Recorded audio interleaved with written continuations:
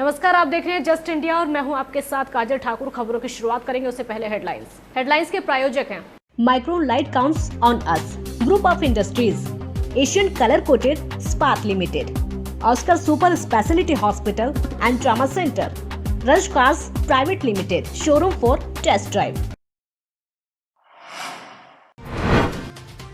देश में कोरोना मरीजों की संख्या 53,000 के करीब। अब तक 1,783 लोगों की हो चुकी मौत। यूपी में 3,072 हुई संक्रमितों की संख्या, 1,000 से ज्यादा लोग हो चुके ठीक।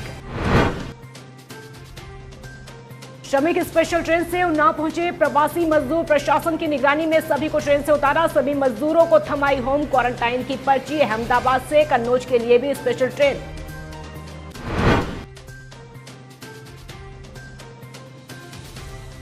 आगरा की सेंट्रल जेल पर मंडराया संक्रमण का खतरा। एक कैदी हुआ कोरोना पॉजिटिव, बाकी कैदियों के लिए सैंपल।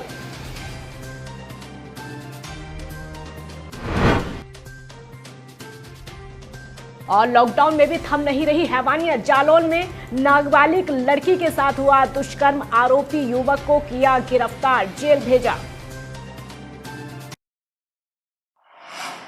तो देश में कोरोना वायरस का प्रकोप थम नहीं रहा। इस वायरस से संक्रमित लगातार मरीजों की संख्या में इजाफा होता जा रहा है।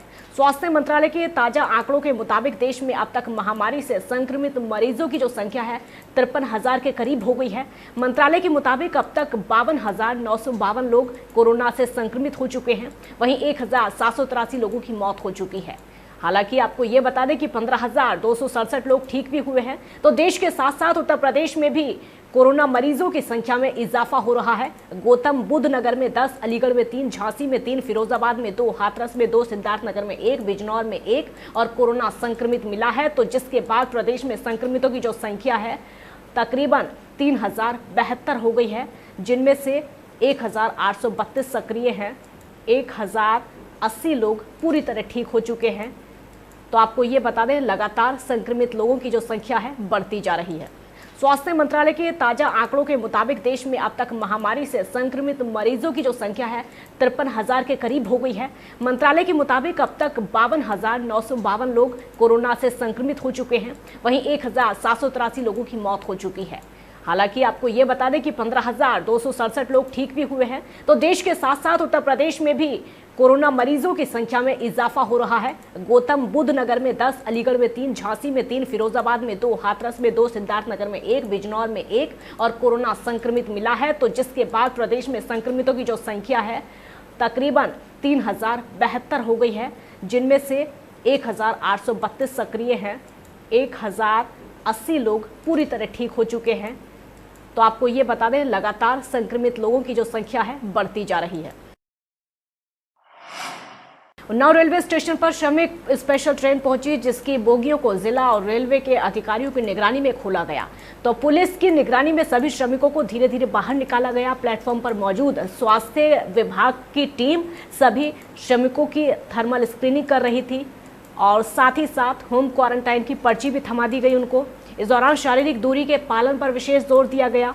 कुल 58 जिलों के 1251 श्रमिक सवार थे। मौके पर व्यवस्था की निगरानी के लिए डीएम, एसपी समेत अन्य अधिकारी भी मौजूद रहे और आपको ये बता दें, कई खास बातों का ख्याल भी इस दौरान रखा गया। हम लोगों को सूचना मिली थी कि भुसावल से श्रमिक एक्सप्रेस उन्नाव आ रही है और इसमें 1251 यात्री हैं। हमने और पुलिस अधीक्षक ने रात को ही स्टेशन का भ्रमण किया और रात में ही सारी व्यवस्थाएं सुनिश्चित कराई गईं। आज 50 बसें रोडवेज की लगाई गई हैं। इस ट्रेन में 58 जनपदों के श्रमिक आए हुए हैं। जनपदवार बसें निर्धारित हैं। फरुखाबाद में भी श्रमिक स्पेशल ट्रेन पहुंच चुकी है। तो आपको ये बता दें कि स्पेशल ट्रेन अहमदाबाद से कन्नौज के लिए रवाना हुई, जो कि फरुखाबाद पहुंची है। तो इस ट्रेन में तकरीबन 1500 से ज्यादा मजदूर सवार हुए। आगरा की सेंट्रल जेल पर संक्रमण का खतरा मंडराया हुआ है, क्योंकि सेंट्रल जेल के एक कैदी को एसएन मेडिकल कॉलेज में भर्ती कराया गया था। 3 दिन बाद कैदी की जो रिपोर्ट आई, कोरोना पॉजिटिव निकला। कैदी झांसी का रहने वाला है।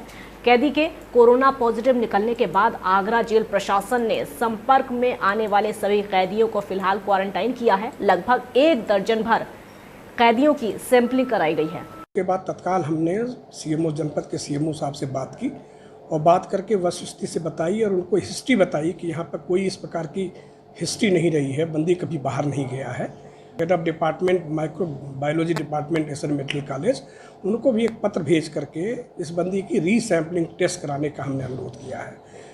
रीसैम्पलिंग रिपोर्ट आने के पश्चात ही कुछ स्थिति स्पष्ट हो पाएगी और जहाँ तक कुछ ऐसे बंदी जो कि इसके संपर्क में रहे हैं, लगातार उसके आसपास उस बैरक में रहने वाले बंदी या उसके संपर्क में रहने वाले बंदी को, उन सभी बंदियों को आइडेंटिफाई करके पूरी तरीके से क्वारंटाइन कर दिया गया है।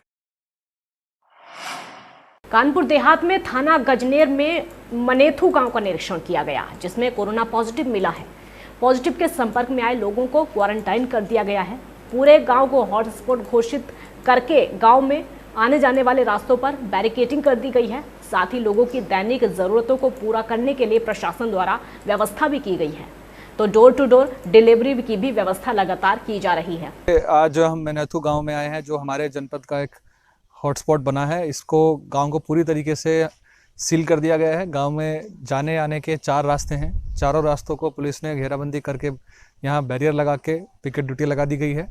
गांव से किसी को आने नहीं दिया जा रहा है, किसी को जाने नहीं दिया जा रहा है और लोगों की दैनिक ज़रूरतों को पूरा करने के लिए प्रशासन द्वारा यहाँ व्यवस्थाएं की गई हैं। डोर टू डोर डिलीवरी के लिए व्यवस्थाएं की गई हैं।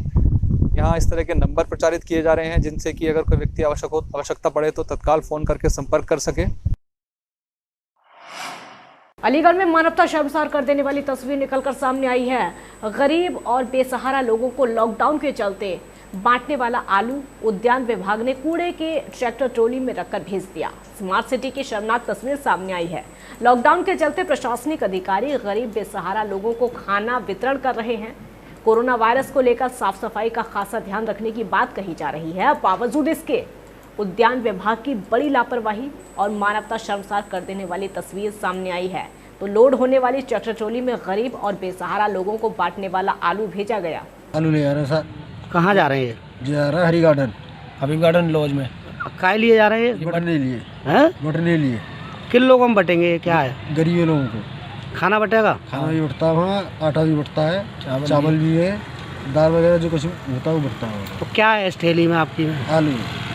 तो ये ठेली जो है काय में प्रयोग करते हो? क्या ढोते हो उस ठेली से? हम पत्ती खाद वगैरह ढोते हैं उसमें। मतलब कूड़ा कबाड़ा जो पौधे के पत्तों हिलते हैं, खाली पत्ती है वहाँ पेड़ पर, कूड़ा कबाड़ा नहीं है।